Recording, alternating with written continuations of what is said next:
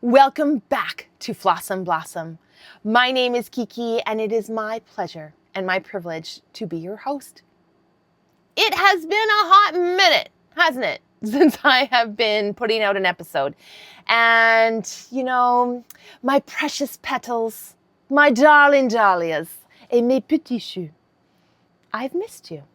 And I hope that you've missed me too. I certainly have missed contributing. So, let's get into today's episode. Today is an explanation for my absence.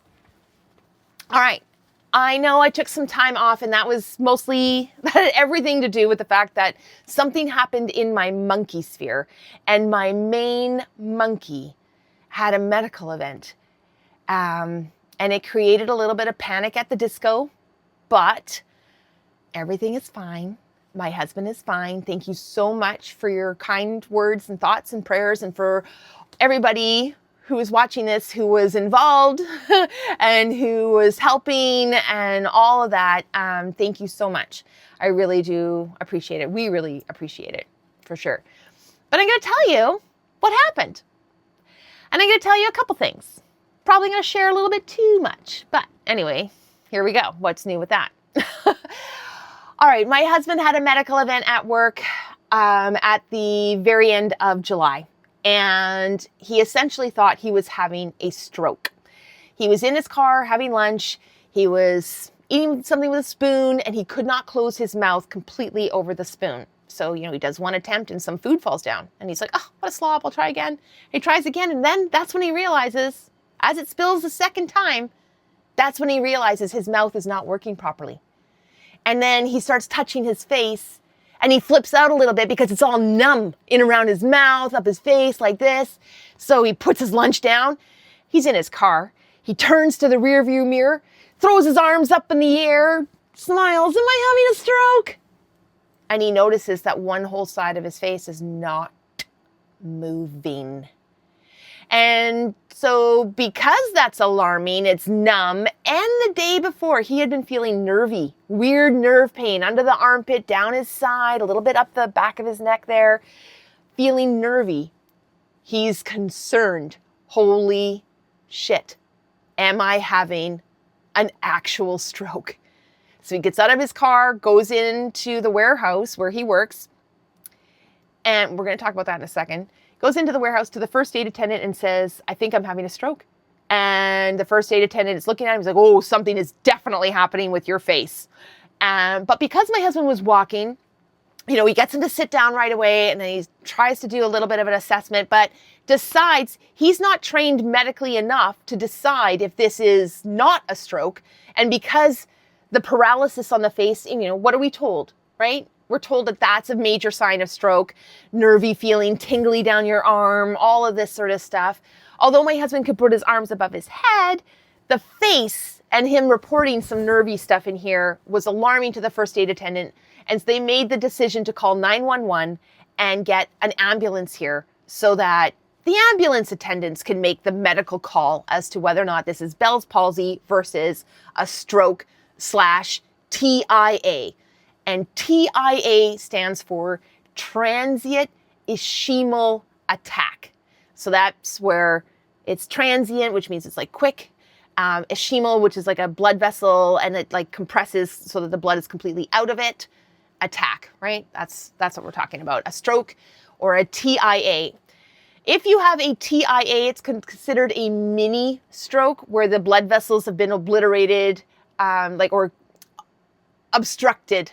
I'll say, obstructed with blood for not a significant amount of time to cause major damage, but it can cause a paralysis, a temporary paralysis, and then it can clear up, right? So this is something that the first aid attendant is like, it could be that. It could have just happened and have been like real quick, and then this is the result. But sometimes a TIA happens, and then 48 hours later, you get a whammo, like a great big, real live, dead, crunchy frog leg, fuck off stroke that actually happens.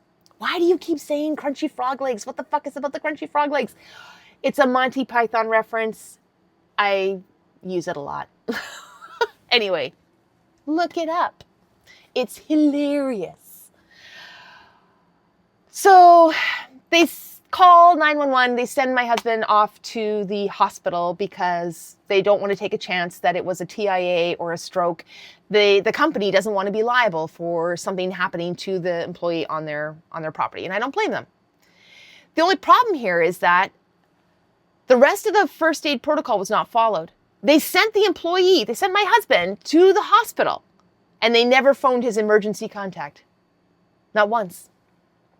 Didn't let me, his wife, know that something had happened to my husband and something that he's gone to the hospital. And this is a problem. This is a problem in our culture today.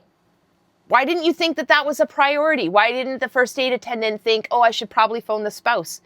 If you're not medically trained enough to decide if that was a TIA or a stroke or just Bell's palsy, why don't you fall back on what you already did? You fell back on your protocol, phone 911, get that person to the hospital. And then the next step is to phone the emergency contact. That's what having an emergency contact information is for. Nobody did that. So I don't know that my husband on his lunch break has had this event and has gone to the hospital. I don't hear from him on his lunch break, but I don't think of this as a panic event because sometimes he doesn't text me during his lunch break. And that day in particular, he was expecting a phone call from our mobile provider, and I knew not to bug him. I knew he was going to be dealing with that and that it was going to be problematic and that he was going to be not happy while he was having a conversation with the mobile phone provider. So what happens is later on at around 2:40, 30 minutes after my husband's second break of the day, right? So he has a morning break, then he has a lunch break, then he has a second break in the afternoon. I still don't hear from him. Now that's unusual. Normally he'll let me know I did call, I did have a conversation with the cell phone provider, or this is what the work day is looking like right now. I'm probably going to be late. It's always overtime. Always mandatory overtime. We won't say anything more about that. But anyway, I dislike the company that my husband works for. It's a great big fuck off company, and I dislike it. It's global. That's probably why there's a problem. And it treats its employees worse than I have ever heard. But anyway, it's probably owned by global elitists, why they're treating their employees like garbage, like they're not humans. They don't treat their employees like their employees are humans. But sadly for them, humans must do the job. So they have to employ people. Anyway, let's get back to this. So at the second break, and I don't hear from my husband, I pick up my phone, and my husband and I have Apple products. So when I see his phone, I can see his location, right? We share our location. He knows I'm at home doing whatever, and he's at work. And I normally will see it in gray writing, nice and polite. You know, there's my husband's memoji, and it says the polite address of his work. When I picked up the phone, it was not that. It was not gray, polite writing underneath his memoji. No. It was bold red lettering telling me the name of the hospital where my husband's phone is currently at. I panicked. I panicked at the disco. I start phoning him incessantly. I don't know how long he's been at the hospital, but I know it's a 20-minute ride from the warehouse to the hospital. So for 20 minutes, he's been unable to phone me. He couldn't let me know in the hospital ride in the ambulance ride to the hospital. He couldn't let me know. This is what I'm thinking in my head.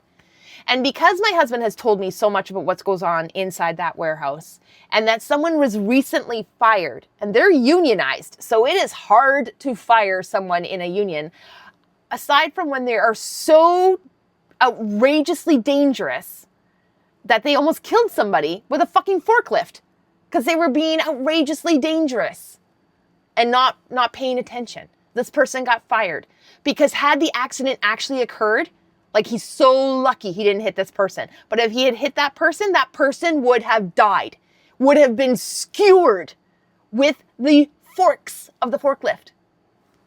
Anyway, that did not happen. But do you see where my brain went? My husband has told me a couple of close calls. He's almost been smushed by a massive truck. He's almost been run over by pallet jacks and forklifts. Like, it's not that that's an everyday occurrence. It's not like he's going through the gauntlet and like having to do that every day. But when I see that he's at the hospital, these are the thoughts that went through my mind, in particular because there was this forklift incident not too long ago that he did tell me about, which is very concerning. And so I panic. And I realize at this moment that I don't have a single phone number of anybody that he works with. So I do have the phone number of the wife of one of his colleagues because the four of us are friends. I don't have her husband's number, but I have her number. So I start phoning her. She doesn't answer the phone. This is not surprising. She could be at work. It might be her day off. She has that kind of option on that day. But whatever she's doing her life, and she's not answering the phone. And even though I'm phoning over and over and over and over again. And so I text her and I'm like, this is an emergency. And I'm shaking so badly at this point that my text messages are pretty garbly. Like I get out, this is an emergency. I try to type out my husband's name and it just turns into like gobbledygook because I'm shaking so much. Anyway, I try phoning my husband again, no answer again. Then I phone his brother. And his brother, I don't know why I phone his brother. The only reason I can tell you is that, he used to work with my husband. He's been retired a couple years now, my brother-in-law, and he worked a night shift. But I kind of thought, or I was just hoping that maybe he had some phone numbers from the guys that were still in the warehouse. Like maybe some of his colleagues were working with my husband now. I don't know. Shifts change all the time. People go from night shift to day shift and vice versa. And I don't know. I'm just desperate at this point. And I haven't received a phone call from the hospital. I have not received a phone call from the place of employment, and my husband is not answering his phone. And I'm assuming he cannot answer his phone because he is physically unable to, because he has been maimed horrifically by whatever at work. So I'm phoning his brother. And his brother is the kind of guy, I got a lot of respect for this man, but he's got some quirks, right?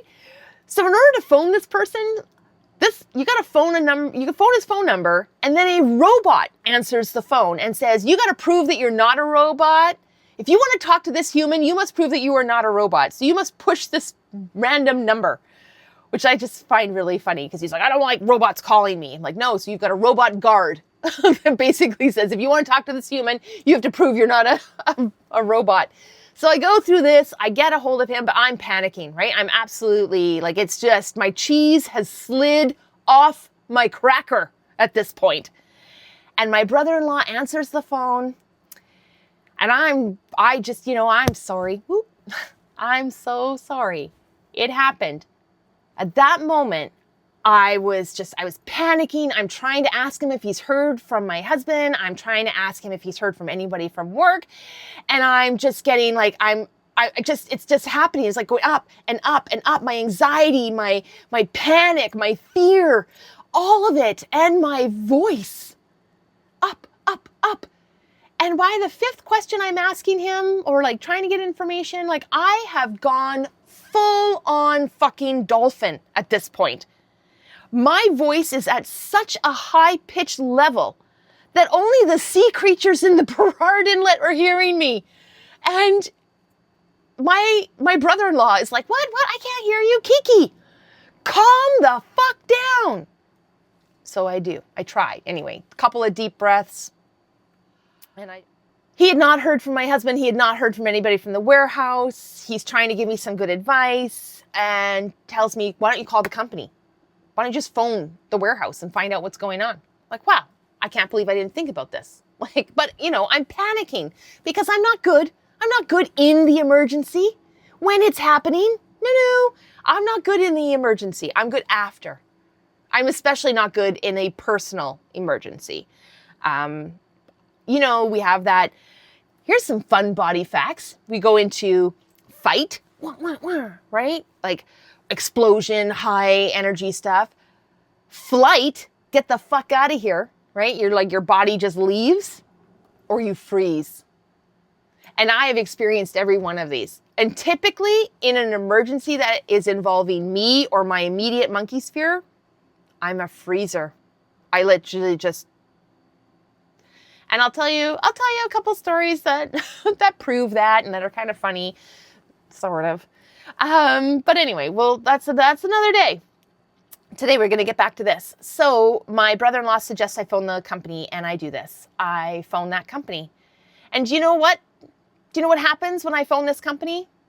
Not a single person.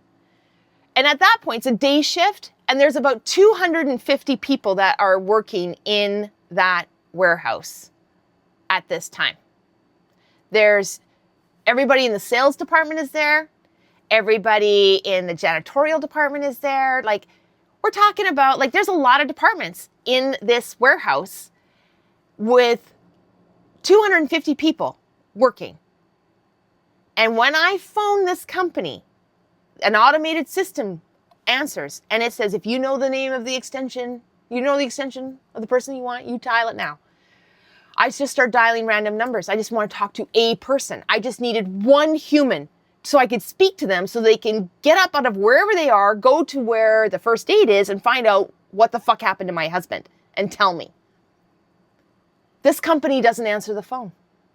Even when I dial extensions and I'm getting, Bob Smith or Jane Public, they don't answer the phone.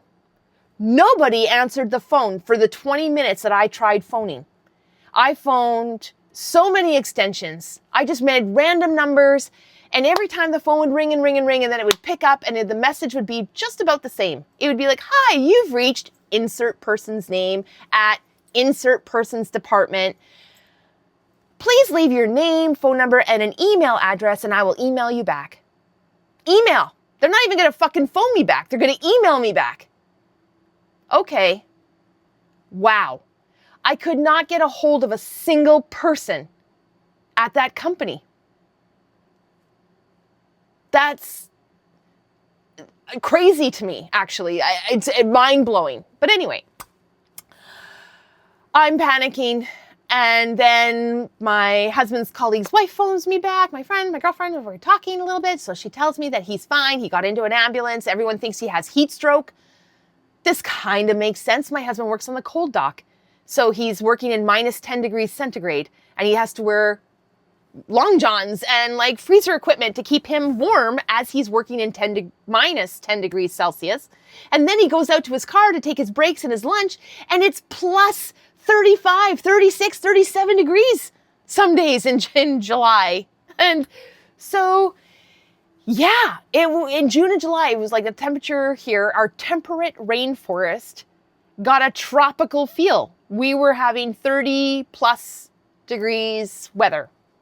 And I know that was kind of messing with my husband's body, right? He's in minus 10 in all of his gear. Then he takes some of his gear off to go to the car, but it's still it's a 40-degree temperature difference between his work environment and his break environment. So I could see, people thinking at lunchtime, especially, it's your longer break. It's in half an hour, and they think he's in his car in all of his gear without the air conditioning on, and they think he's overheated, and that's what the rumor mill was. So this is what my girlfriend tells me, and I believe that. And I'm like, okay, so he's fine. But now I've gone from concerned wife to absolutely fucking pissed off because you couldn't phone me in the 10 minutes it takes for the ambulance to come and get you from the warehouse. And you didn't phone me in the 20-minute ride it took from the warehouse to the hospital. And you're not phoning me now that you're in the hospital. I'm pissed. So I'm talking to my girlfriend a little bit. I'm really all sorts of terrible thoughts are going through my brain. I'm angry that he's fine because I can't believe he's gone to the hospital without calling his spouse. And also, he was sent away in an ambulance. And what the heck happened to the first aid guy? How come he's not phoning? Why aren't you doing that final part? That's what an emergency contact is for. When you send your colleague off in an emergency, that's when you're supposed to follow the rest of the protocol and phone the emergency contact. That's what it's there for. Anyway, I guess this is the second time that's kind of happened to somebody. So after we were very vocal about how that was super uncool and, basically for 2 hours, for 90 minutes, I thought my husband had died. I thought my husband had died. And nobody from work could phone me because they didn't have the balls to phone me to let me know that he's even gone to the hospital. it was outrageous. But anyway, my husband ends up phoning me. And instead of being, oh my gosh, I'm so happy that you're fine. I love you and I can't believe. And I was so worried. No, I went instant mad. I was like, what the fuck, buddy? Like, you didn't phone? And also, just an aside, like when I was talking to my brother-in-law, he said, oh, it's probably nothing. He doesn't want to worry you. Don't you recall I went to the hospital some years back having a heart attack and I didn't phone my wife. I didn't let her know because I was just trying not to worry anybody. I just was downplaying it. But that's not really what happened. He didn't phone his wife because they were breaking up at that time. So his marriage was over. That's why he didn't phone his spouse. Like, honestly. Anyway, that was not the case. That is not the case for my husband and I. Our marriage is not over. We just celebrated our wedding anniversary and it was a great celebration. We have now been married for 8 years, I think. 8 years, married 8 years, together for 10. And our marriage is still intact. The upshot of it is my husband had sudden onset Bell's palsy. Not a stroke, not a TIA. But when he got to the hospital, they have to rule out stroke and TIA. And the thing that's the scary thing with the TIA is it can be like a moment where it just looks like you glitched in the matrix there, but that's a stroke. That's a TIA, a transient, like super fast ischemia, which means like the blood vessel has been completely obstructed with blood, by blood, or from blood. Blood's not going to your brain, that one part of your brain, for a short period of time, like a couple of seconds. And the hospital is not going to rule it out until they get a CT scan, an MRI, and a full heart monitor. They want all those tests. All those have to come back clean before them to say, you were fine. That was probably just sudden onset Bell's palsy. Now, do we know what Bell's palsy is? It is a paralysis of the face. In particular, it's a compression or there's some damage, some kind of damage that has been done to the trigeminal nerve of the face. This is a cranial nerve, so that means it's coming directly from our brain. It kind of comes out right by our ear here, and it has 3 major branches. One goes to the eye, one goes to the nose, and the other one goes towards our mouth. This one nerve, which has the 3 branches, hence why it's called trigeminal, trigeminal nerve. These 3 branches are responsible for innervating a lot of the muscles that give us our facial expression. It innervates our lips enough to close them, our eyes to close and open them, and our nose to wiggle them. So, do you know of anyone who has a Bell's palsy? Can you think of anyone in your monkey sphere or in like a global theater that you might have known? A few prime ministers ago, Canada had Jean Chrétien, and part of his campaign was that you can trust me because I only talk out the one side of my mouth. And that's because he had a Bell's palsy and he was paralyzed on one side of his mouth, or one side of his face. So literally it only looked like one side of his mouth was working. Great campaign trick, right? Playing on that, politicians talk out of both sides of their mouth. And anyway, I'm not commenting on the political landscape. I'm just trying to tell you this person was a prominent public figure for many years, and maybe you remember his face and you remember that. Possibly. All right, so how did my husband come about getting sudden onset Bell's palsy? Great question. Glad you asked. Going to be a hot topic for a little bit, okay? Wait a minute. I'll say this. This event really reiterated and reignited my passion of the human body, like as if it went out. I mean, seriously, it didn't go out, but it basically let me know that I absolutely need to be telling you a lot more about our human bodies so that we have a better understanding of our own bodies. If you knew some of your basic systems. And I don't mean like, you learn the circulatory system in grade 4. Do you even remember it? Probably not. But if we teach a few systems that people are always aware of, you have a in-depth knowledge of the respiratory system, of your circulatory system, and your nervous system, and your digestive process, and also your urinary system.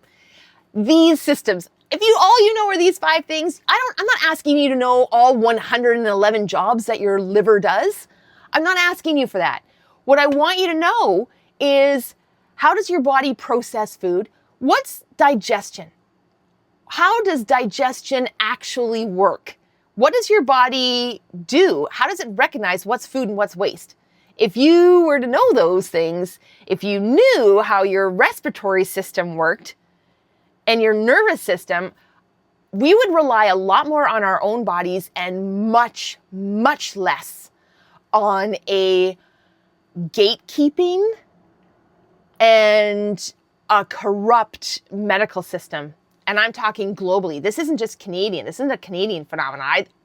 In fact, I would think it's probably even worse in the United States.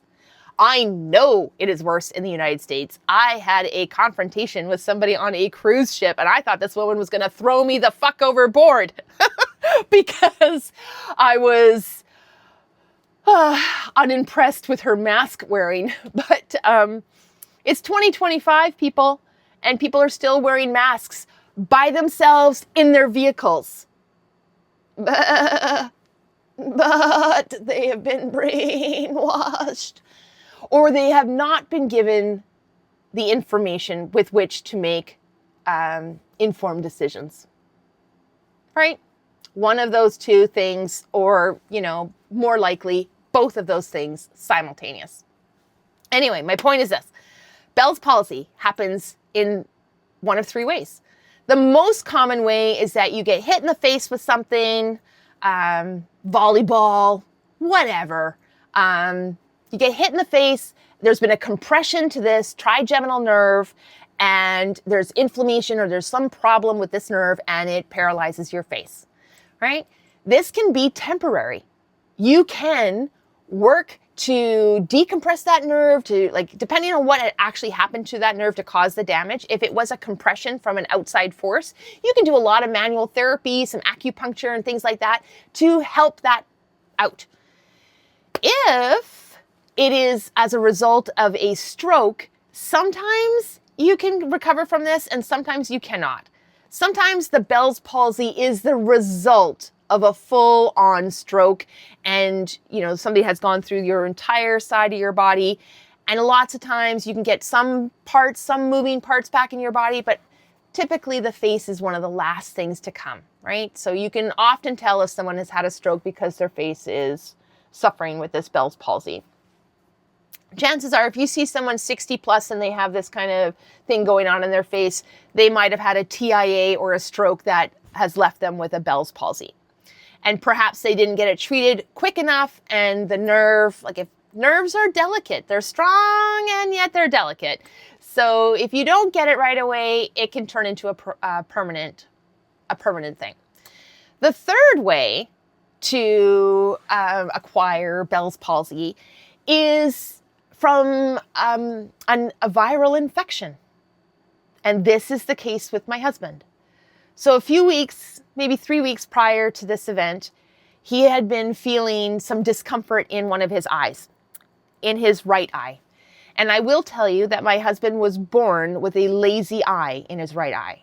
And for whatever reason, the protocols to correct a lazy eye were not done for my husband when he was an infant. So he grew up with this lazy eye. And then at around the age of 5 or 6, he had a childhood incident, an accident, where something was thrown at him and this object hit him in his eye. And, you can touch your eye, you can move it, right? It's bouncy, there's some movement. And I'm not just talking about pushing into the orbit. You can push your orbit into the space, into that small little space that we have between our eye and our brain. So when this object was thrown at him, it hit him in his eye. It hit him directly in the eye, and it pushed his eyeball into that little alcove, into that little space. And it's not much. It's just a little space behind our eye and before our brain. But then the eyeball comes back, right? It gets pushed and it comes back. And the optic nerve is not a bungee cord. So my husband's eyeball went back in. When the eyeball came back to rest in the socket, came back quickly, it snapped that optic nerve and it severed it. He remembers feeling excruciating pain, he said, and then he saw red, which was the blood pooling from the nerve being ripped off the back of the eye. And then he said blackness after that. And from that day forward, my husband has been blind in his right eye. Right? Childhood accident, that just happens. That happens. I once met a guy at a party who was wearing an eye patch, and I asked him, oh, hey, what happened to your eye? And he said, hey, did your mom ever tell you not to run with scissors? And I said, yeah. And he goes, I'm the reason why. I'm like, oh my gosh, great sense of humor about it. But whoa, it was shocking. Anyway, don't run with scissors. Also, pay attention. If you're blind in your eye, don't disassociate from that eye. I know your brain wants to. Your brain's like, that's no longer giving us the information we require. But that's a visual input, and your eye still is telling you a lot about your environment, okay? Even though my husband has no vision, I believe his cones and rods are still operating, because when I'm looking in that eye, I can see it still reacting to light. So his visual cortex isn't working, but the light sensors are still working. And that information is going into his brain and telling him about his environment. Also, his eyes make the right amount of moisture like we all do, and his eye will dry out in windy conditions. So you still need to keep your sensor on that eyeball. You need to know, is my eye dry? All of these things, the sensory input helps you function in your daily life, right? If it's windy, your body's going to produce a little bit more of of the water of life. Did you know that's what it's called? That's what it's called, the water of life. I'm literally for menopause brain, because it's actually Latin. It's Latin, but I'm forgetting it. I just know it's translated to the water of life. And all I want to say is aqua de viva, but I know that's not true. Anyway, look it up. All right, moving on. So my husband has this injury.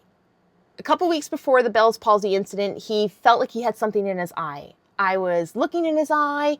There's scar tissue over his eye from the injury, and it's cloudy because of his blindness. Like, that just sort of happens. And I don't see anything in there. I'm giving him these comfort drops. He ends up going to an optometrist who basically says, I think you have shingles. I can see shingle blisters on the back of your eyeball. Tells him to go to the pharmacist to get an antiviral. So in Canada, pharmacists have recently been elevated to be able to dispense a bunch of medications to stop that massive wait time in our hospitals and urgent cares. So if you have something simple, like a bladder infection or a yeast infection, or you need antibiotics for like maybe a small skin infection or something like this, like pharmacists can do a lot more now, and it's taking a little bit of the burden off of the doctors. So this optometrist, who is not allowed to prescribe they are not allowed to prescribe medications. He said, you can go to the pharmacist and you can get this antiviral. This antiviral is definitely for shingles. He gives it to my husband. My husband beetles it to the pharmacist and hands it over and says, yeah, blah, blah, blah. Looks like I got shingles in my eye. And the pharmacist's like, oh, sorry. If this shingles was happening anywhere else in your body, I would be able to prescribe this medication for you. But because it is your eyeball, I'm not allowed. So my husband left disappointed, but then did nothing for an additional 6 days. While he was at that appointment, actually, the optometrist took something out of his eye. My husband believed it was a cotton seed because that's a phenomenon that happens in our neck of the woods. We have cotton blowing in July. Cottonwood blows, and my husband thinks maybe he got a little piece of this in his eye and that the optometrist took it out. And he said he felt a lot better from this. So after leaving the pharmacist without the antivirals, my husband was like, well, I'm starting to feel a lot better anyway, so maybe it's not shingles. And maybe the optometrist with his giant machine that can see the back of my eyeball, maybe he's wrong. And I don't have shingles, and I'll just carry on because it feels good that he took this thing out. So for an additional 6 days, my husband was just going to work, falling asleep immediately coming home, going to work, falling asleep when he comes home. And I'm just putting it down to, it's hot. It's so hot. It's 30 plus degrees out. I'm kind of poofed out too.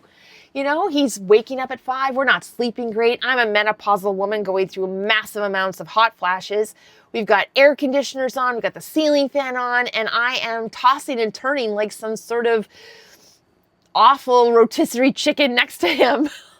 And he can feel the heat coming off me. That's the other thing he's been saying. He's like, oh my gosh, woman, I can feel you. And I'm like, yeah, I'm sorry. I'm like wondering if I'm going to spontaneously combust.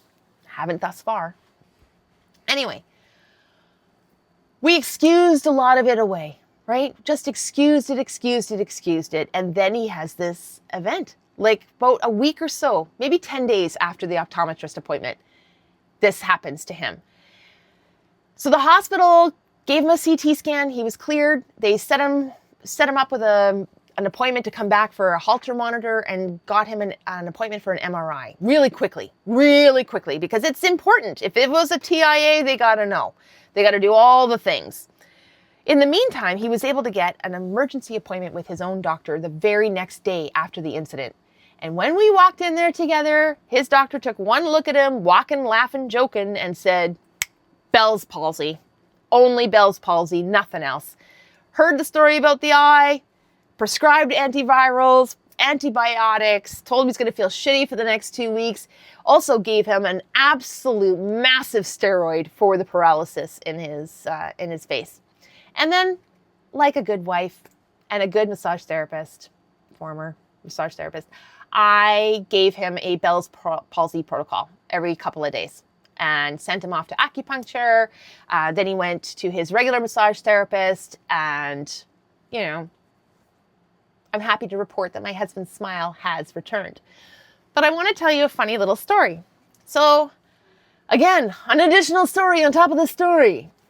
So we see our neighbors that we haven't seen for the last couple of days because our schedule has been off, and mostly I've been walking the dogs, and I've just been taking them really short walks because, 36 degrees, you can't really walk your dogs. It's just bathroom breaks in the shade as best as we can. So we spent a couple of days, maybe about a week, and his face is still quite paralyzed, but it's coming back.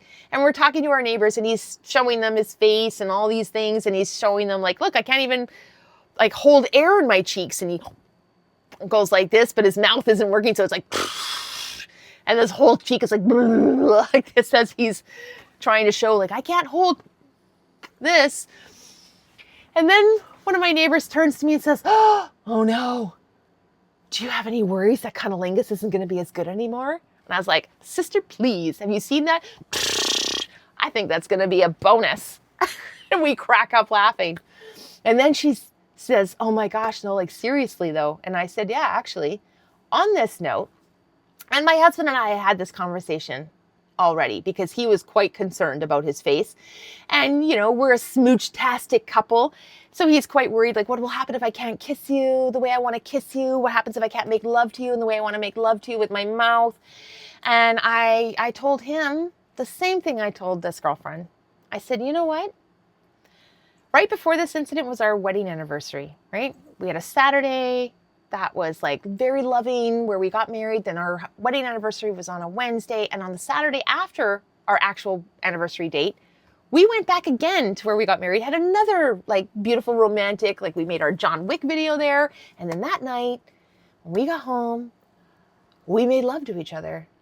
And we brought our A game. I am telling you, It was mwah, awesome. It was absolutely awesome.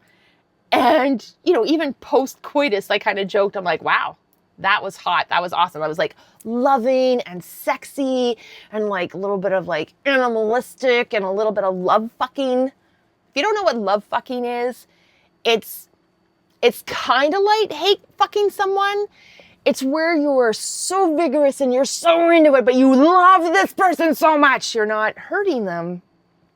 It is just a vigorous exchange of love fucking. Because sometimes it gets there, right? This is not a hate fuck. I'm not upset. I'm not mad. I'm not like trying to hurt this person or punish them or whatever. I am in it. Like, anyway. Mwah. It was a beautiful experience. We brought our A game and we kind of joked about it afterwards, post-coitus. And then we had this conversation, my husband and I, after, like, it's been like a couple days, and he's like, oh my God, what happens if? What if I can't? What if this won't happen anymore? And I'm like, don't even worry about it. Because if that was the note that we went out on, what an incredible, sexy swan song to go out on. But also, I know this, he knows this, I hope you know this. Sex isn't just about mushing your genitals or your mouths on each other's genitals. There's so much more to that.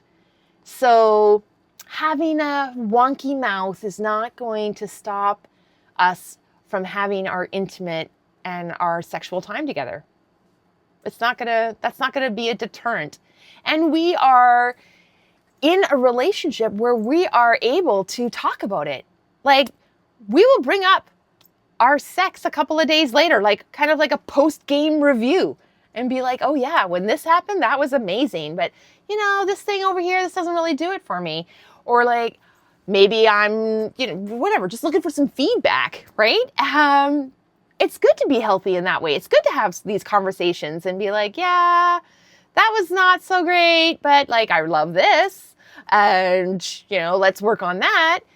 And I think the other thing that we do, maybe people in our age bracket aren't doing this. And so there's a lot of disappointment that can happen around sex once you hit 50 and above. But we no longer pressure our bodies to perform in that way. So I know I'm an afternoon delight. I'm not a midnight lover, okay? I'm going to be passed out. I'm not going to be having the energy level to give you, or even give me, what we both deserve in this exchange. So I'm going to rest up. I might even have a nap. I'm going to prepare myself so that when we are doing this beautiful act together, it's almost ritualistic. And I don't mean that in a gross, disgusting Hollywood kind of way. I mean, we're there for each other. We know what this is. This is our intimate time where we are exchanging our love on a physical way, in a physical way. And we are sharing our bodies and our pleasure in a very spiritual way as well. So I'm not going to treat that with any sort of cavalierness. When we're coming together like that, we're gonna bring our A game or close to it, right? I'm not gonna half-ass the sex with my husband. It's just not how it's gonna go, right? I want to have that time set aside for us where it's pleasurable and enjoyable for both of us, not where one of us is leaving feeling like disappointed or deflated or rejected or even betrayed by our bodies. Because that happens. That's happening for me. That can sometimes happen for him. We got to talk about it. You got to talk about the flat tire. You got to talk about the dry road. Like, you have got to talk about it in order to get through it. All right. This is a lot. We've kind of diverged. Here you go. I'm back, babies. Blossoms. Here we are. We're going to talk a lot more about the human body. We're going to have a lot more of these crazy conversations. We're going to just carry on. So For the next couple of days, my lovelies, I want you to think about your body. Like, is there a part of your body that you have ignored because of some childhood something, or someone told you to ignore that part of your body, or you're telling yourself to ignore that part of your body? Is there a part of your body that you could be more acquainted with, right? When's the last time you stood in front of a mirror by yourself, privately, and just looked at your naked body? Have you seen the landmarks? Have you noticed like any fun little things on your body that maybe have come up, weren't there before? Have a little look. Enjoy your body. Look at it. It's gorgeous. In whatever state it is in, you were made by the great creator, whatever we want to call that. I'm not even going to argue the name. It doesn't matter. We were made, and this is it. This is the image of our body. This is my body. It is carrying me through my life, and I love it. I'm loving it even more now that I've turned 50 than I have ever loved it before. All right, my blooming blossoms, mes petits choux, and my darling dahlias. This is truly it for today. I hope that you are out there living your life in full-on Fl'awesome Blossom.